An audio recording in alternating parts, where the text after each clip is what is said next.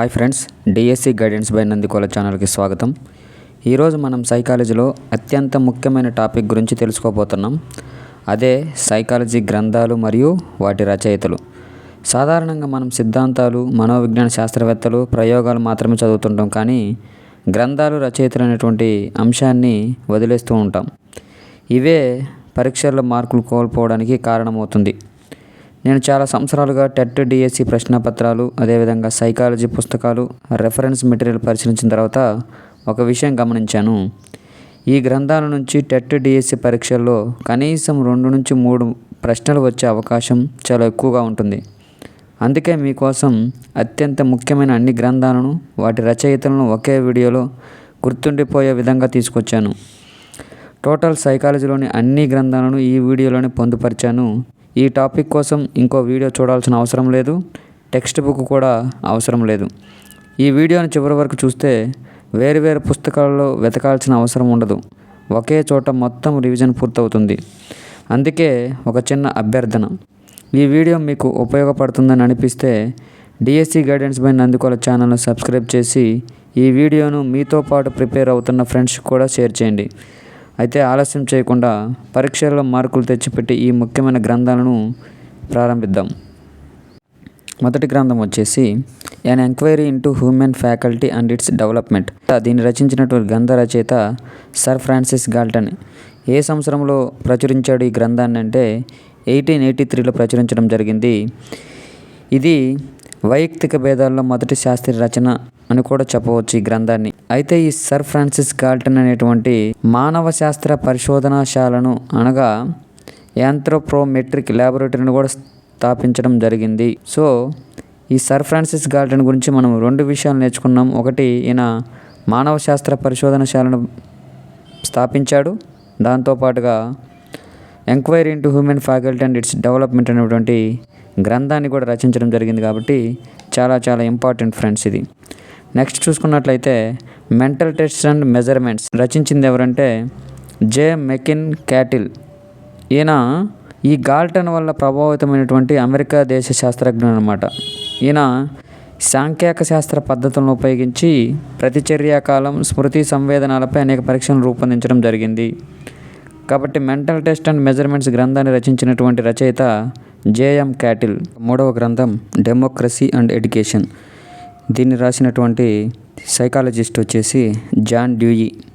ఈయన 1920లో ఈ democracy and education గ్రంథంలో వ్యక్తిగత విద్యా వ్యవస్థ, అదేవిధంగా విద్యార్థుల యొక్క భేదాలను నిర్మాణాత్మకంగా పోషించడం వల్ల ఒక దేశం అభివృద్ధి సాధిస్తుందని పేర్కొనడం జరిగింది. ఇందాక మనం చెప్పుకున్నట్లుగా మెంటల్ టెస్ట్ అండ్ మెజర్మెంట్ అనే గ్రంథాన్ని రచించినటువంటి సైకాలజిస్ట్ అయిన జేఎం క్యాటిల్, అదేవిధంగా ఈ జాన్ డ్యూయి ఇద్దరు కూడా అమెరికాకు చెందినటువంటి సైకాలజిస్టులు అనమాట.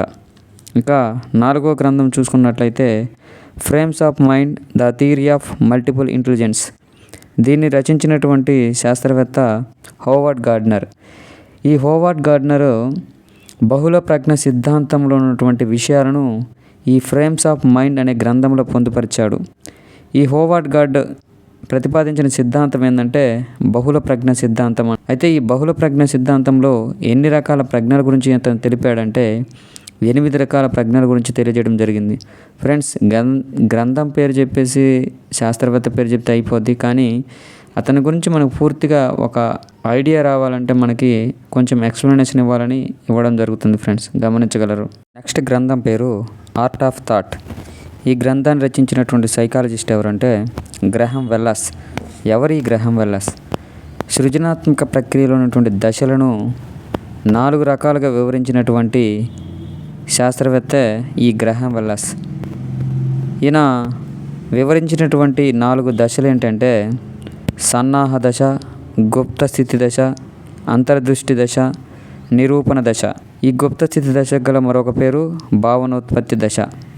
ఈ 4 దశలను ఈ ఆర్ట్ ఆఫ్ థాట్ అనే గ్రంథంలో వివరించాడు ఈ గ్రహం వెల్లస్. సో గ్రహం వెల్లస్ రచించినటువంటి గ్రంథం ఆర్ట్ ఆఫ్ థాట్. ఆ ఆర్ట్ ఆఫ్ థాట్ గ్రంథంలో ఏ విషయాల గురించి వివరించాడంటే సృజనాత్మక ప్రక్రియలోని దశలను గురించి వివరించడం జరిగింది. నెక్స్ట్ గ్రంథం వచ్చేసి ది ఎబిలిటీస్ ఆఫ్ మ్యాన్. దీన్ని రచించినటువంటి శాస్త్రవేత్త స్పియర్మన్.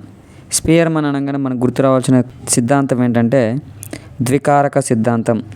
ఈ ద్వికారక సిద్ధాంతంలో ఏముంటాయి అంటున్నాడంటే 2 ముఖ్యమైన కారకాలు ఉంటాయని, అవి సామాన్య కారకం, నిర్దిష్ట కారకం అని వివరించినటువంటి శాస్త్రవేత్తే ఈ స్పియర్మన్. ఈయన రచించినటువంటి గ్రంథమే the abilities of man. Friends, ఇవి చాలా చాలా ఇంపార్టెంట్. నెక్స్ట్ గ్రంథం పేరు మెజర్మెంట్ ఆఫ్ ఇంటెలిజెన్స్. దీన్ని రచించినటువంటి శాస్త్రవేత్త వచ్చేసి థార్న్డైక్. థార్న్డైక్ అనగానే మనకి చాలా గుర్తొస్తాయి. అందులో ఒకటి యత్నదోష పద్ధతి, ట్రయల్ అండ్ ఎర్రర్ మెథడ్, అదేవిధంగా యానిమల్ ఇంటెలిజెన్స్ అనే గ్రంథాన్ని కూడా ఈయన రచించడం జరిగింది. ఇక 8వది మల్టిపుల్ ఫ్యాక్టర్ ఎనాలిసిస్ గ్రంథం. దీన్ని ప్రతిపాదించింది లేదా దీన్ని రచించినటువంటి శాస్త్రవేత్త వచ్చేసి థర్స్టన్ గురించి మీకు నెక్స్ట్ చెప్తాను. 9వ గ్రంథం ప్రైమరీ మెంటల్ ఎబిలిటీస్. దీన్నే ప్రాథమిక మానసిక శక్తుల సిద్ధాంతం అని కూడా అంటారు. దీన్ని రచించినటువంటి శాస్త్రవేత్త ఎల్ఎల్ థర్స్టన్. ఈ ఎల్ఎల్ థర్స్టన్ అనగానే మీకు గుర్తు రావాల్సినటువంటి సిద్ధాంతం సామూహిక కారక సిద్ధాంతం. దీనినే గ్రూప్ ఫ్యాక్టర్ థియరీ అంటారు. ఇక 10వది హెరిడిటరీ జీనియస్. దీన్ని ప్రతిపాదించినటువంటి శాస్త్రవేత్త ఫ్రాన్సిస్ గాల్టన్. ఆల్రెడీ మీకు సర్ ఫ్రాన్సిస్ గాల్టన్ గురించి వివరించాను.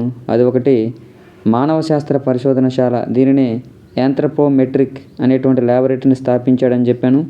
దాంతోపాటుగా an enquiry into human faculty and its development అనేటువంటి గ్రంథాన్ని కూడా రచించినటువంటి శాస్త్రవేత్తే ఈ సర్ ఫ్రాన్సిస్ గాల్టన్. ఈయన రచించినటువంటి మరొకటి ఏంటంటే హెరిడిటరీ జీనియస్. Animal intelligence. దీన్ని రచించినటువంటి శాస్త్రవేత్త ఈఎల్ థార్న్డైక్. ఈ ఈఎల్ థార్న్డైక్ అనే సైంటిస్ట్ యానిమల్ ఇంటెలిజెన్స్ అనేటువంటి గ్రంథంలో యత్నదోష పద్ధతిని గురించి వివరించాడనమాట. అయితే ఈయన అమెరికా దేశానికి చెందినటువంటి శాస్త్రవేత్త. ఈయన రచించినటువంటి అభ్యసన సిద్ధాంతం ఏంటంటే యత్నదోష పద్ధతి. అదేవిధంగా ద మెంటాలిటీ ఆఫ్ ఏప్స్. దీన్ని రచించినటువంటి సైకాలజిస్ట్ కోహ్లర్. ఈయన రచించినటువంటి అభ్యసన సిద్ధాంతం ఏంటంటే అంతర్దృష్టి అభ్యసనం. ఈ అంతర్దృష్టి అభ్యసనాన్ని ఒక సిద్ధాంత రూపంలో వివరించింది కోహ్లర్. ఆయన రచించినటువంటి గ్రంథమే ఈ మెంటాలిటీ ఆఫ్ ఏప్స్ అనేటువంటి గ్రంథం. Next 13 social learning and imitation. దీన్ని రచించినటువంటి శాస్త్రవేత్తలు మిల్లర్ అండ్ డొల్లార్డ్. అసలు ఎవరు వీళ్ళు? మనకి పరిశీలన అభ్యసనం అనేటువంటి సిద్ధాంతాన్ని గురించి వివరించినటువంటి శాస్త్రవేత్త ఎవరంటే ఆల్బర్ట్ బండోరా. అయితే ఈ పరిశీలన అభ్యసనం అనేటువంటి భావనను మొట్టమొదటిగా ప్రతిపాదించిందే ఈ మిల్లర్ అండ్ డొల్లార్డ్లు. వీరిరువురు రచించినటువంటి గ్రంథమే ఈ సోషల్ లెర్నింగ్ అండ్ ఇమిటేషన్. ఇక next the process of education. దీన్ని రచించినటువంటి సైంటిస్ట్ బ్రూనర్. ఈ బ్రూనర్ ప్రతిపాదించినటువంటి సిద్ధాంతం ఏంటంటే బోధనా సిద్ధాంతం లేదా శిక్షణ సిద్ధాంతం. అయితే ఈ బ్రూనర్ రచించినటువంటి ద ప్రాసెస్ ఆఫ్ ఎడ్యుకేషన్ అనేటువంటి గ్రంథంలో ఉన్నటువంటి బోధనా సిద్ధాంతం అనేది పాఠ్య ప్రణాళిక యొక్క రచనలకు, అదేవిధంగా బోధన అభ్యసన కృత్యాలకు ప్రధాన కారణం లేదా మూలమైనది అన్నమాట. Freedom to learn for 80s. దీన్ని రచించినటువంటి శాస్త్రవేత్త కార్ల్ రోజర్స్. ఈ కార్ల్ రోజర్స్ తాను ప్రతిపాదించినటువంటి అనుభవపూర్వక అభ్యసనం అనేటువంటి సిద్ధాంతాన్ని ఈ freedom to learn for 80s అనేటువంటి పుస్తకంలో వివరించాడు. అంటే ఈ కార్ల్ రోజర్స్ ప్రతిపాదించినటువంటి సిద్ధాంతం ఏంటి? అనుభవపూర్వక అభ్యసనం. ఈయన అమెరికా దేశానికి చెందినటువంటి శాస్త్రవేత్త. ఈ కార్ల్ రోజర్స్ గురించి మరొక విషయం ఏంటంటే ఈయన అనిర్దేశిత మంత్రణాన్ని కనుగొన్నాడు. The psychology of learning and instructions అనేటువంటి గ్రంథాన్ని రచించినటువంటి వారు DeCecco and Crawford. Next on memory. ఈ గ్రంథాన్ని రచించింది వచ్చేసి ఎబ్బింగ్హాస్. ఈ ఎబ్బింగ్హాస్ ఎవరంటే స్మృతి పైన శాస్త్రీయంగా ప్రయోగపూర్వకంగా అధ్యయనం చేసిన మొట్టమొదటి శాస్త్రవేత్త ఎబ్బింగ్హాస్. ఈయన ఏ దేశస్థుడు అంటే జర్మనీ దేశస్థుడు.